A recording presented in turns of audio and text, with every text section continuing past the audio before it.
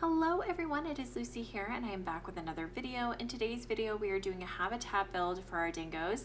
We ended up getting a few dingoes in the last part of our Planet Zoo and I wanted to create a habitat for them. As of right now, I'm just kind of creating a little bit of a mountain in the background just because I really thought having a little bit of a mountain and putting some landscaping all over it would look really pretty in the background. So that's what I was doing here. It doesn't go around their whole perimeter of their habitat, it just goes a little ways.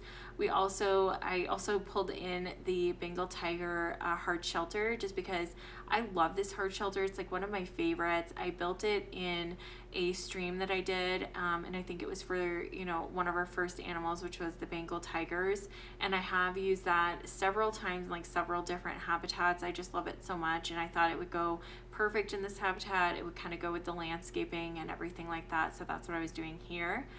Also just adding in a ton of trees. What I love about the dingoes is they don't really care about the coverage that are in their habitats. They don't care about how much you put in. The only thing that they care about is that it's not really suitable for their habitat.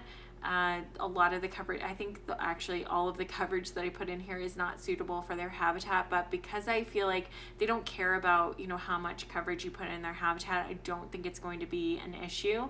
I think it's only an issue when the animals do care about what's in their, like how much coverage you put in their habitat.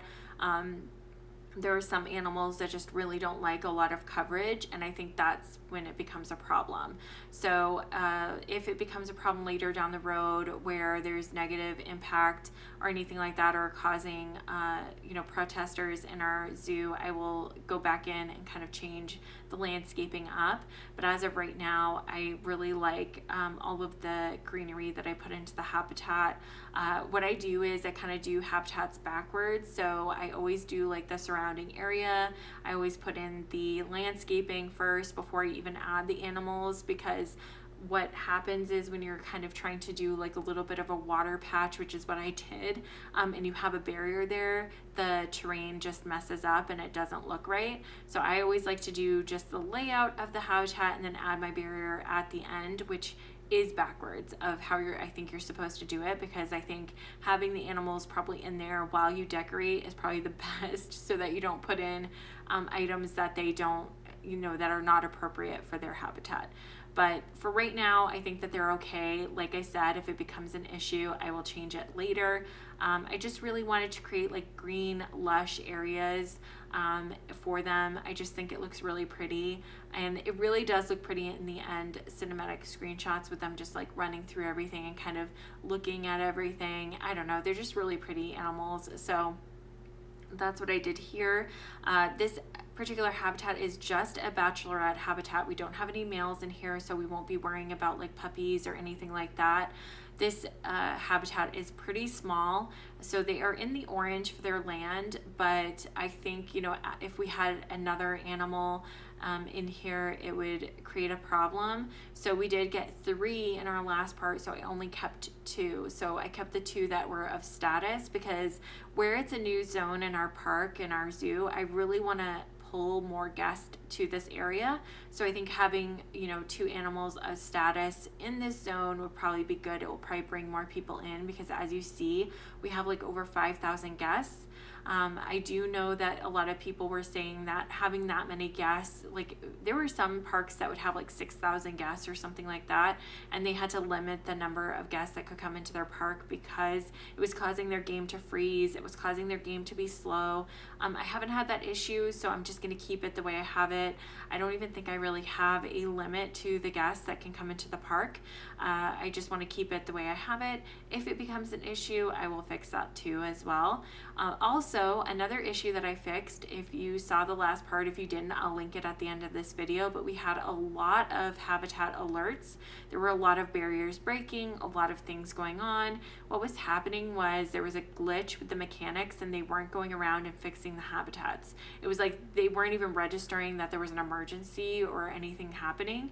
So what I did was I went in and I fired one mechanic and I hired a totally different mechanic, and they started going around and fixing the habitats. So I did that for just work zone 1 because I really wanted to take care of that work zone in particular. because there was a lot of habitats in that work zone that needed to be fixed.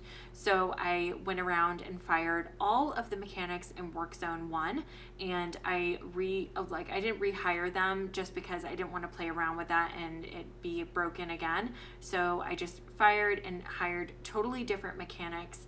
So that's what I did there, and it fixed it, and it's fine now. It was really weird. It was strange because the mechanics weren't even like registering that there was an issue.